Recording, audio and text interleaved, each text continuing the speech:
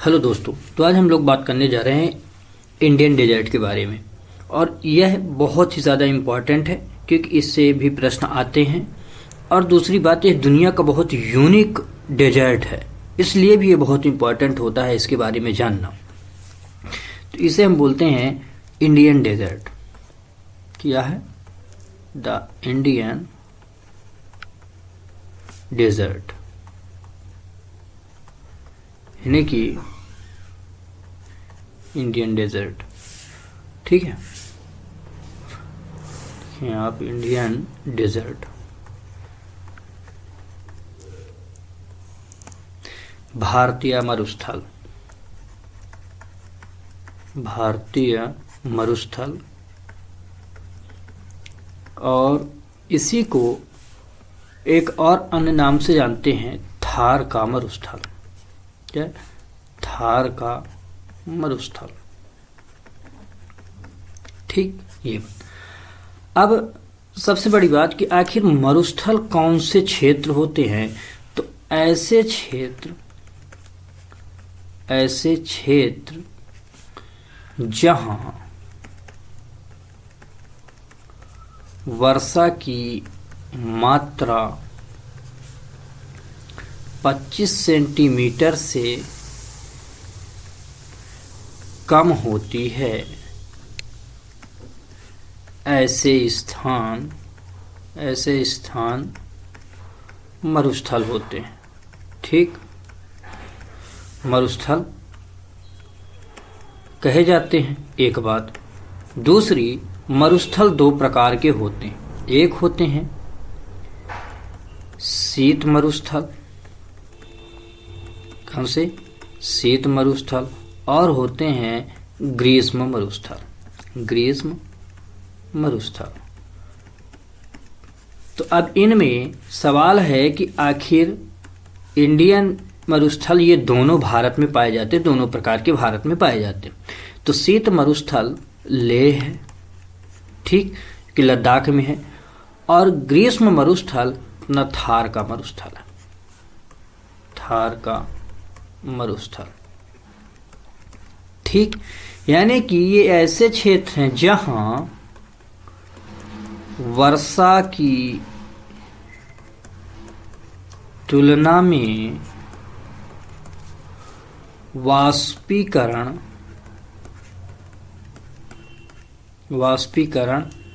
तीव्र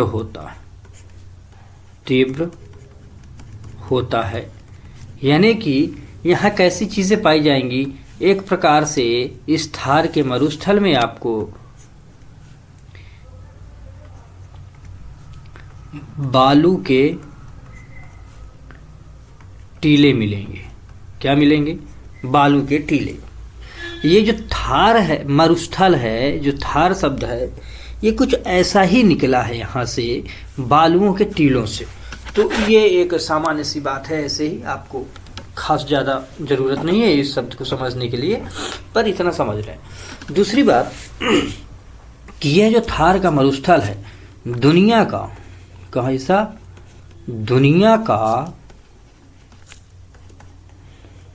इकलौता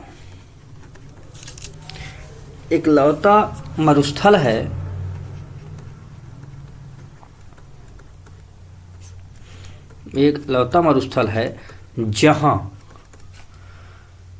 जन घनत्व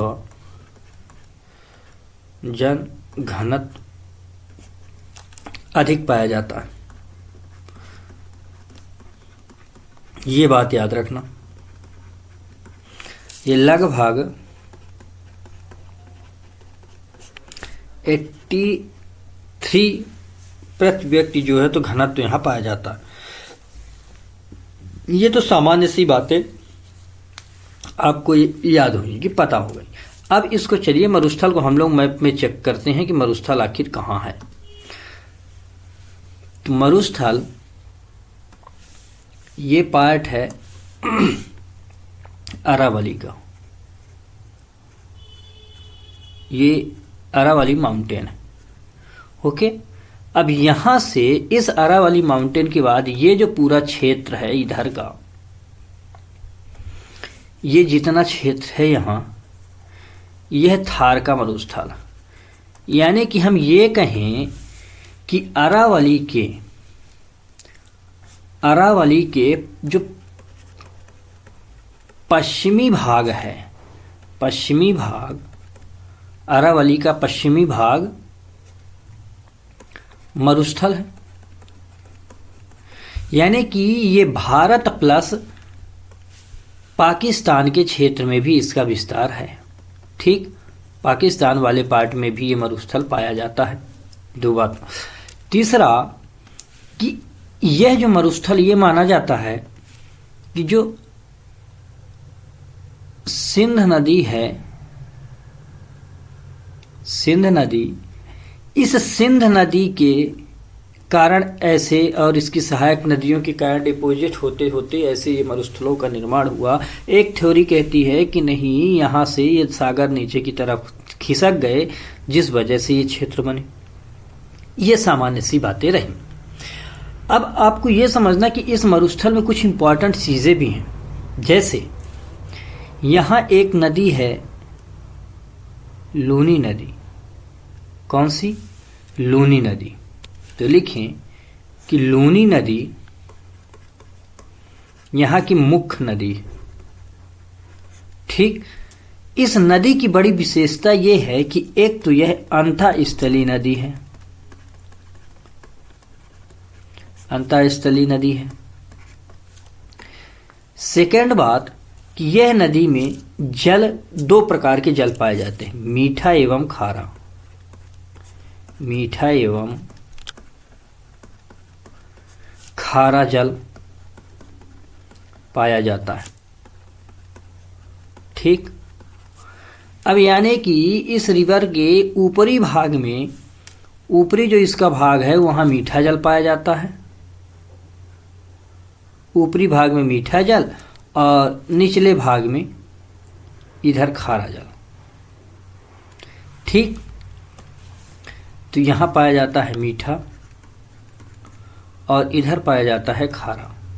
दूसरी बात, एक नदी और है बनास नदी। कौन सी? बनास नदी। और एक बनास नदी इसको तोड़ते हुए यानी कि निकलती है पूर्व की तरफ, और यह नदी चंबल की सहायक नदी बनती। किसकी बनती है? चंबल की। तो एक नदी और लिखें, बनास। बनास ये किसकी सहायक है? चंबल की, चंबल की सहायक नदी है।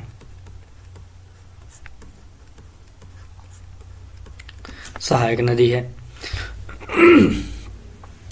तो यानी कि इसमें जो रिवर निकलते हैं इनके दो अपवाह हैं। इस मरुस्थल में दो प्रकार के अपवाह पाए जाते हैं। बे ऑफ बंगाल में भी इसके पानी जाता है और अरब सागर में भी जाता है। अंतःस्थलीय आपको रिवर भी मिली, है ना। अब तीसरी बात कि इन क्षेत्रों में, ये जो क्षेत्र है यहाँ झीलें पाई जाती हैं। क्या? झीलें, जिन्हें प्लाया बोलते हैं। ये शब्द आपसे पूछा जा सकता है, प्लाया। तो ये क्या है? खारे पानी की झीलें, खारे पानी की झीलें। ठीक, सॉल्टी लेक। तो ये खारे पानी की झील है। जैसे सांभर झील, सांभर झील। इसमें, इसी मरुस्थल में एक और चीज पाई जाती है, कुछ अभ्यारण्य भी हैं। ठीक, जैसे केवला देव अभ्यारण्य है यहाँ। तो इस तरह करके बहुत सारी चीजें हैं। अब नेक्स्ट इसमें जाने कि इस क्षेत्र में दो प्रकार की भूमि पाई जाती है। तो दो टाइप की जो भूमियां पाई जाती हैं, तो एक को बोलते हैं, या इसे, इस मरुस्थल को ही आप दो भागों में अगर तोड़ें, दो भाग में, तो एक भाग है मरुस्थल का ही, ठीक, और एक है बांगर का। क्या है, बांगर का। तो अब आपको याद होगा कि जो मरुस्थली है या मरु जिसे हमने लिखा या मरुस्थली, ये जो भाग है ये अनुर्वरक है। कैसा है, अनुर्वरक। तो याद रखें कि ये जो दो भाग रखे गए तो यह मरुस्थली भाग अनुपजाऊ है, अनुपजाऊ भाग। और याद करें कि हम लोग पढ़े थे, जब पढ़ रहे थे उत्तर का मैदान, तो उसमें हमने राजस्थान में भी एक बांगर शब्द यूज किया था कि राजस्थान का बांगर का मैदान। तो ये क्षेत्र क्या है, यही क्षेत्र है इसका उपजाऊ क्षेत्र। क्या है, उपजाऊ क्षेत्र, उर्वरक क्षेत्र। अब यानी कि ये जो उपजाऊ क्षेत्र है इसी में कुछ यहाँ कृषियाँ की जाती हैं। क्या की जाती हैं, कृषि, जिनमें मोटे अनाज किए जाते हैं। क्या है, मोटे अनाज, जिन्हें श्री अन्न बोला जाता है। क्या बोलते हैं, श्री अन्न। अब इस मोटे अनाज में आपको याद हो कि चाहे ज्वार हो, बाजरा हो, रागी हो, है ना, मक्का हो, तो ये सब क्या है, ये मोटे अनाज की गिनती में आते हैं। तो इस तरह की यहाँ कृषि की जाती है। तो इतनी बातें जो है तो आपको याद रखनी है इसके परिप्रेक्ष्य में। ठीक, तो इतना ये इम्पोर्टेंट है हमारे यहाँ इस मरुस्थल को। अब दुनिया में आपको कोई ऐसा मरुस्थल नहीं मिलेगा जहाँ इतनी यूनिक सारी चीज़ें आपको पाई जाती हूँ।